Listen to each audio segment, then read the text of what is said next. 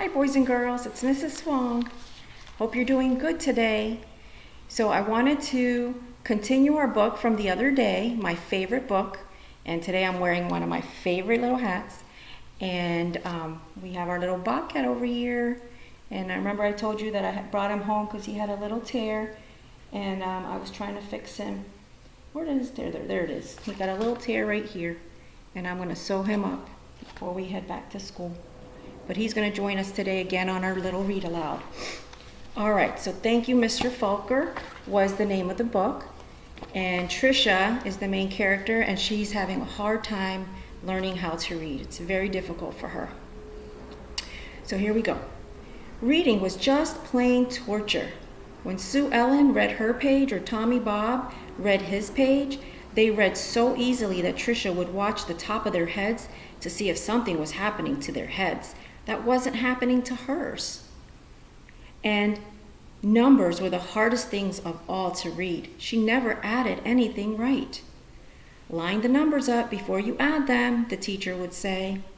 But when Trisha tried, the numbers looked like a stack of blocks, wobbly and ready to fall. She just knew she was dumb. Then, one day, her mother announced that she had gotten a job teaching in California, a long way from the family farm in Michigan.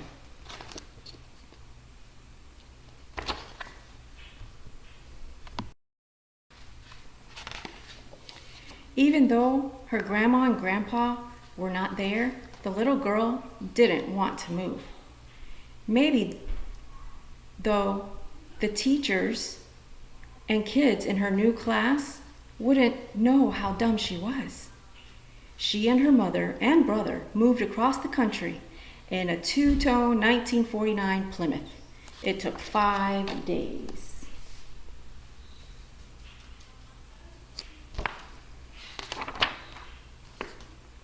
But at the new school, it was the same.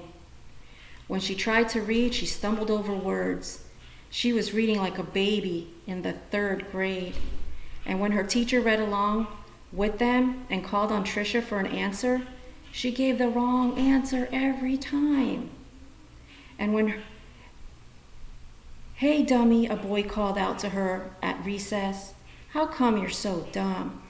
Other kids stood near her and they laughed.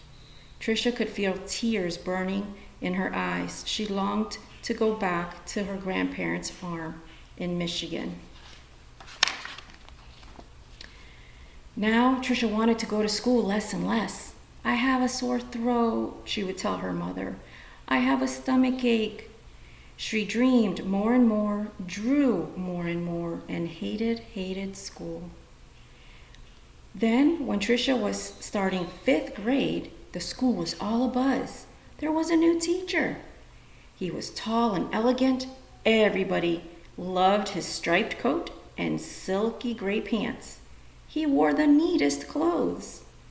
All the usual teachers' pets gathered around him. Stevie Joe and Alice Marie, Davy and Michael Lee. But right from the start, it didn't seem to matter to Mr. Falker which kids were the cutest or the smartest or the best at anything.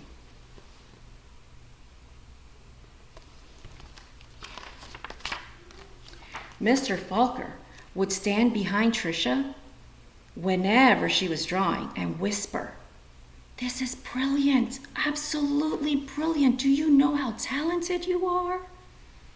When he said this, even the kids who teased her would turn around in their seats and look at her drawings. But they still laughed whenever she got an answer wrong. Then one day, she had to stand up and read, which she hated. She was stumbling through a page in Charlotte's Web, and the page was going all fuzzy. Then the kids began to laugh out loud. Mr. Falker, in his plaid jacket and his butterfly tie, said, "Stop! Are you all so perfect that you can look at another person and find fault with them?" That was the last day anyone laughed out loud or made fun of her. All except Eric. He had sat behind Trisha for 2 whole years, but he seemed to almost hate her. Trisha didn't know why. He waited by the door of the classroom for her and pulled her hair. He waited for her on the playground, leaned in her face, and called her a toad. Trisha was afraid to turn any corner for fear he would be there. She felt completely alone. The only time she really was happy was when she was around Mr. Falker. He let her erase the chalkboard. Only the best students got to do that. He patted her on her back whenever she got something right, and he looked hard and mean at any kid who teased her.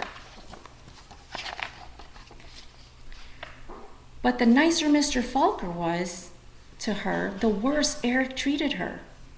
He got all the other kids to wait on the playground or in the cafeteria or even in the bathroom and to jump out and call her ugly and dumb.